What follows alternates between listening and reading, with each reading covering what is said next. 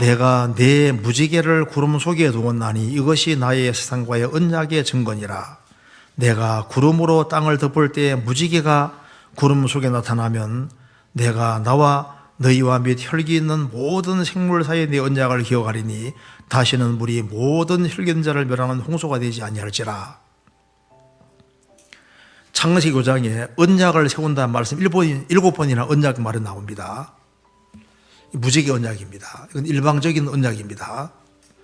세계적인 홍수를 경험한 노아 식구들은 비가 내릴 때 굉장히 걱정이 될 수 있지 않습니까? 자라보고 놀란 가슴 소뚜껑 보고 놀란다고. 그래서 세계적인 홍수를 경험했으니까 거기에 트라우마가 있을 거 아니에요. 굉장히 이제 힘든 것이 있을 겁니다. 홍수가 물이 얼마나 무서운지를 경험했잖아요. 그런데 또 비가 내릴 때 상당히 걱정이 될 수 있는데 구름 사이에 무지개가 탁 떠오르면은 어떤 것이 기억나냐면은 하나님이 세계를 물로는 심판하지 않는다. 그 말씀이 딱 떠오르면서 마음에 안심이 되는 겁니다. 먹구름이 일고 소나비가 아주 세게 내리고 막 며칠치가 내릴 수도 있지만은 그러지만은 약속의 무지개가 딱 떠오르면은 그것 때문에 영혼에 평강이 생기고 안식이 생기는 겁니다. 그렇지 않습니까? 그래서 이 약속의 무지개는 바로 십자가의 그림자고 하나님의 약속의 말씀의 그림자가 되는 겁니다. 우리 생을 살아가는 가운데 여러 가지 폭풍이 치고 큰 홍수 같은 홍수가 내리고 여러 가지 문제들이 생긴다 할지라도 그게 구름 속에 무지개가 떠오르면은 그것이 안심을 불러일으키는 것처럼 생을 살아가면서 풍파가 없을 수가 없는 거예요. 그런데 하나님의 약속의 무지개를 떠올리면은 거기에 안심이 딱 되는 겁니다. 그렇지. 하나님이 세계적인 홍수는 없다고 약속해 주셨잖아. 그것이 떠오르면서 마음에 안심이 일어나는 겁니다.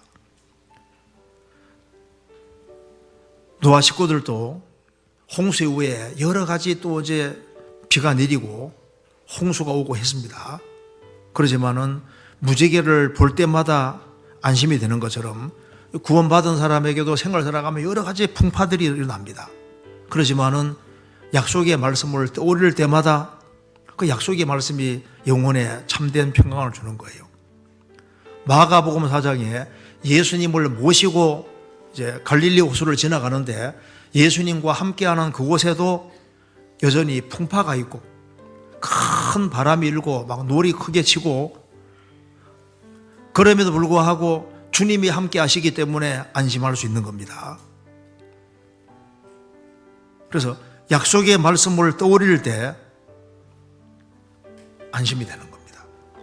어떤 글에 보면은 아버지가 아주 독실한 그리스 하는데 아들이 먼저 죽게 됐습니다.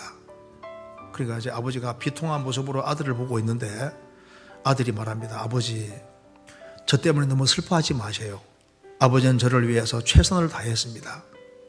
어릴 때부터 저를 위해서 기도해 주시고 제가 그리스도를 믿도록 인도해 주셨고 그래서 아버지, 내가 먼저 죽음을 건너가지만 예수님을 죽음 건너가 만나게 되면은 아버지께서 나를 위해 어떤 일을 하셨는지 내가 자세히 예수님께 말씀드릴게요 하고 아들이 먼저 주님 품에 들어갔다고 말입니다.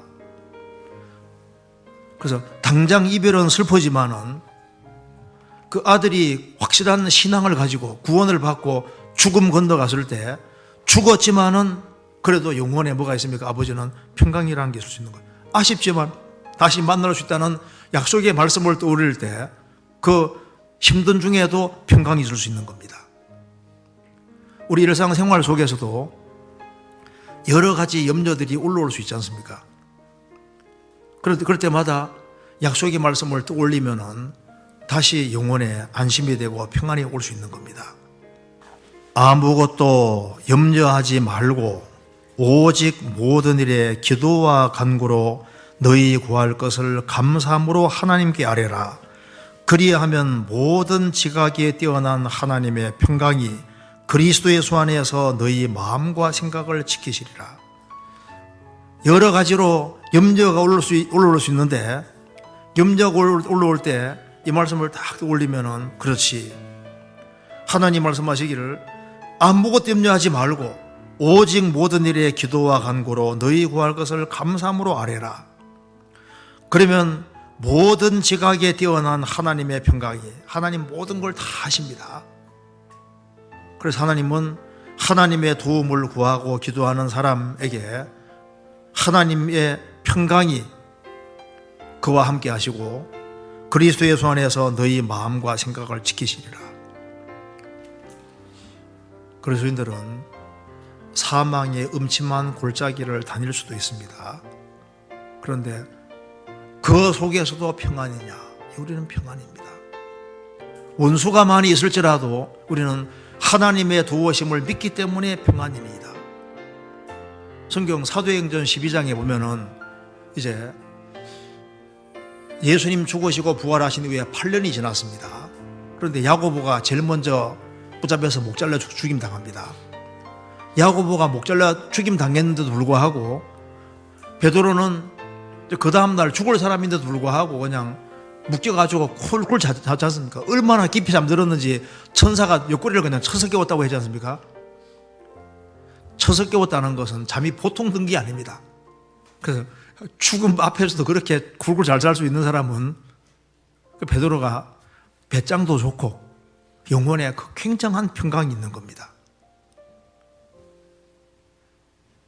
그래서 베드로에게 아니 너 더 그 다음날 죽을 텐데 평강이냐? 예, 평강이니이다. 이제 죽으면은 나는 주님 앞에 들어가니까 나는 평강입니다. 순교자들이 찬송을 부르면서 그 고통 속에서도 세상 사람들이 알지 못하는 평강을 가지고 죽음을 건너갔습니다. 그래서 너는 평안하냐? 예, 평안입니다. 이것은 구원받은 사람하고 딱 맞는 겁니다.